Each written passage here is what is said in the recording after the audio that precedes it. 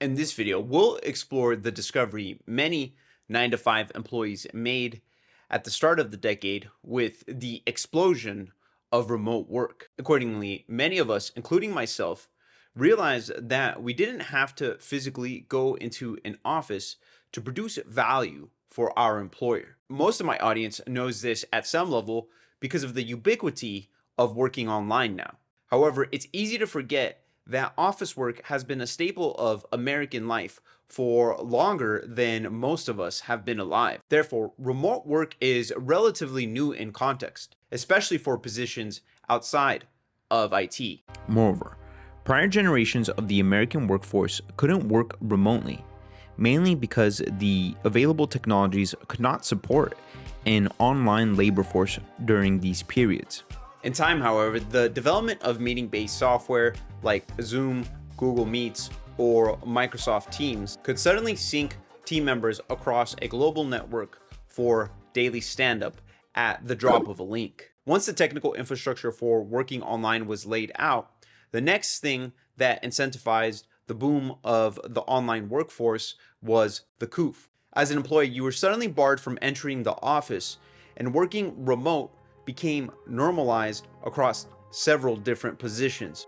This is when our eyes as employees opened, and many began to wonder about the actual usefulness of going to the office every day. Why had we spent so much time commuting, honking at cars, and breathing exhaust fumes? Many saw, especially in tech, that a pull request is the same at home, in the office, in the kitchen, at my local coffee shop, and so on. Suddenly, your average worker got a taste of what life could be like outside of the LED lit pasture known as the office. This is what it felt like to be free.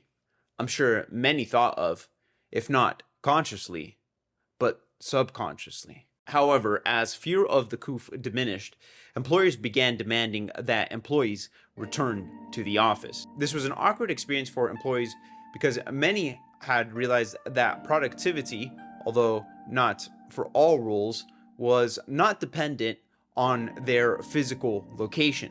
Many may have thought, what's the point of coming to the office? I can do the same work from home. The most straightforward reason for why employees got called back to the office is because their status as remote workers was always temporary. At some point, their bosses would call them back to the office, even if that call came a year or two after they had been sent home.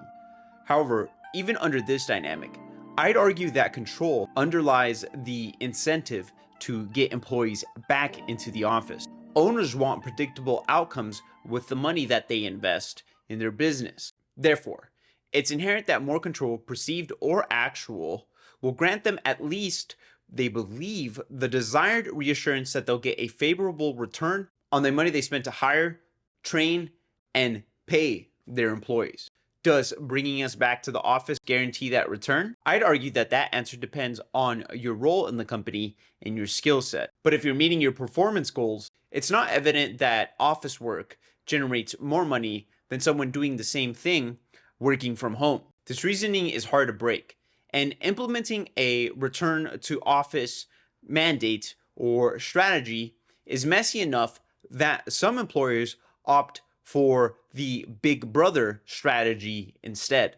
In short, they'll allow you to continue to work from home, they'll just surveil you. On the other hand, according to Bamboo HR, another reason employees were called back into the office was that 25% of VP and C-suite executives hoped that employees would quit knowing they were being called back. When employees didn't quit after the implementation of the RTO, 37% of the managers, directors, and executives believed this incentivized the waves of people getting fired soon thereafter. This sounds shady and backhanded to me, but what do you think? Please comment below. If you'd like to be among the first to support the work on this channel, sign up below to become a patron for $5 a month, and I'll send you a link via the email that you sign up with to Tech Industry Analysis private Discord. Thank you, and I will catch you guys on the next time. Peace.